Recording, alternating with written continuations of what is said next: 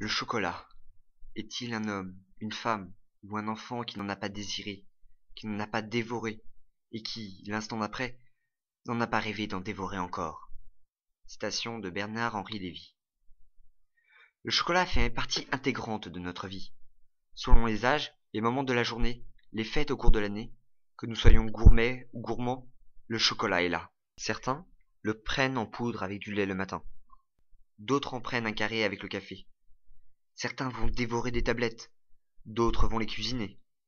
Certains savourent le chocolat au lait. D'autres le préfèrent noir. Et d'autres encore le préfèrent fourré de ganache. 30% des Français estiment avoir une relation passionnée avec le chocolat.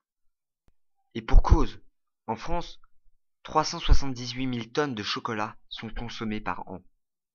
Mais alors, quel chocolat est consommé? Eh bien, la première règle du chocolat, c'est qu'il n'y en a pas. Les tablettes du chocolat représentent 32% des ventes sur le marché français. Puis suit la confiserie de chocolat, qui représente 23,5%. Les pâtes à tartiner, qui composent 19,5% du marché. Et le cacao en poudre, qui représente 14,3%. Les barres chocolatées occupent 10% de ces ventes, selon un récent sondage. L'utilisation du chocolat est multiple, ce qui met en valeur le potentiel de ce produit.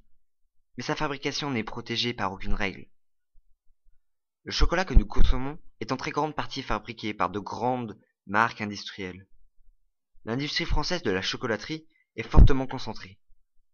Car si 90% des 70 entreprises du secteur sont des petites ou moyennes entreprises, en raison du caractère artisanal des métiers de la chocolaterie, le poids économique des grandes entreprises du secteur est prédominant, 85% du marché. Or, les industriels ne respectent pas les méthodes de fabrication artisanale. Par exemple, les nouvelles directives européennes les autorisent à remplacer le beurre de cacao par de la graisse végétale, comme de l'huile de palme, avec un coût de revient 5 fois inférieur. Ainsi, le chocolat que nous mangeons tous les jours est un chocolat produit par les industriels qui ne respectent ni la nature des produits de base, ni les manières traditionnelles qui permettent de transformer la fève en cacao, ni les producteurs de fèves de cacao, à majorité indépendants. Ce sont de petits producteurs indépendants. Cela peut avoir une grosse influence pour l'économie d'un pays. Prenons le cas de la Côte d'Ivoire, dont une part importante de son revenu vient de la culture de la fève de cacao, et qui assure 40% de la production mondiale.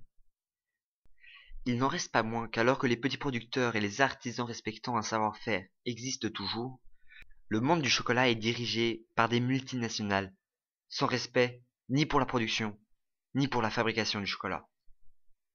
Élèves de première, à l'Institut de l'Alma, nous avons décidé d'étudier les moyens de protéger les différentes étapes du chocolat, et en particulier sa fabrication.